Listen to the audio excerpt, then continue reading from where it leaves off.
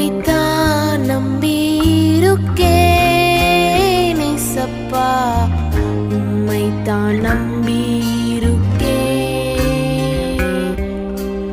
உம்மை மட்டும் நம்பியிருக்கேன் ஏசப்பா, உம்மை மட்டும் நம்பியிருக்கேன். வெளிப்படுத்தல் 3ஆம் அதிகாரம் அதனுடைய 5வது வசனம், இதோ திறந்த வாசலை உனக்கு முன்பாக வைத்திருக்கிறேன், அதை ஒருவனும் பூட்ட மாட்டான்.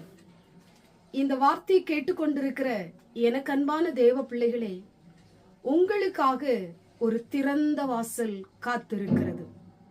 ஆண்டவரே உங்களுக்கென்று ஒரு வாசலை திறந்து வைத்திருக்கிறார். அதை ஒருவனாலும் பூட்டவே முடியாதபடி உங்களுக்காகவே உங்க ஜெபத்தை கேட்டு உங்க காத்திருப்பின் நாட்களை அறிந்த தேவன், உங்களுடைய விண்ணப்பங்கள் உங்களுடைய வேண்டுதல்களை எல்லாம் கேட்டுக்கொண்டிருக்கிற தேவன் உங்களுக்காகவே ஒரு வாசலை அவர் திறக்க போகிறார்.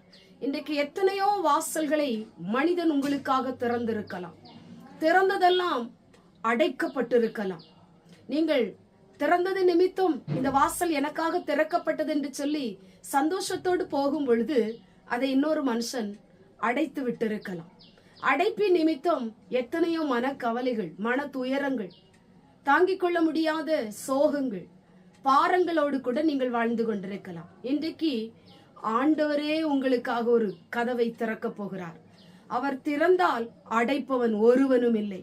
ஆண்டவர் உங்களுக்காக திறக்கும் பொழுது அதை எதிர்க்கிறவன் ஒருவனும் இல்லை. யாராலும் அடைக்க முடியாது, யாராலும் செய்ய முடியாத ஒரு கதவை உங்களுக்காக ஆண்டவர் திறக்க போகிறார்.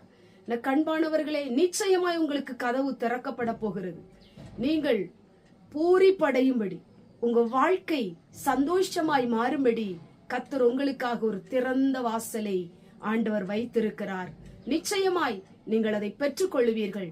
நம்பிக்கையோடு கூட சோர்ந்து போகாமல் இந்த வசனத்தை பிடித்துக் கொள்ளுங்க. உங்களுக்காக காத்திருக்கிற அந்த கதவு திறக்கும். அதன் வழியாய் நீங்கள் பிரவேசிக்க போகிறீர்கள். எதெல்லாம் அடைக்கப்பட்டு கிடக்கிறதோ அதெல்லாம் திறக்க போகிறது.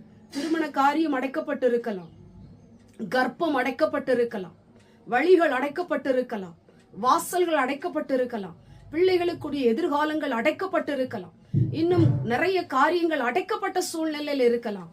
இன்னைக்கு ஆண்டவர் உங்களுக்காக திறக்க போகிற கதவை ஆண்டவர் உங்களுக்கு தரப்போகிறார். காத்திருக்கிற உங்க கையில ஆண்டவர் தரப்போகிறார். நீங்கள் பெற்றுக்கொள்ள போகிறீர்கள். கண்களை மூடி ஜெபம் பண்ணுவோம்.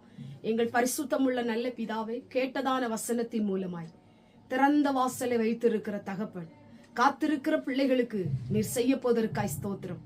எத்தனையோ பிள்ளைகள் அழுது கொண்டிருக்கிறாங்க, எனக்கு ஒரு வாசல் திறக்காதா, எனக்கு ஒரு வழி உண்டாகாதா என்று சொல்லி. இன்றைக்கு காத்திருக்கிற அந்த வாசலை ஆண்டவருடைய பிள்ளைகளுக்கு கொடுக்க போவதற்காய் ஸ்தோத்திரம். இயேசுவின் மூலம் ஜெபிக்கிறோம் பிதாவே, ஆமென்.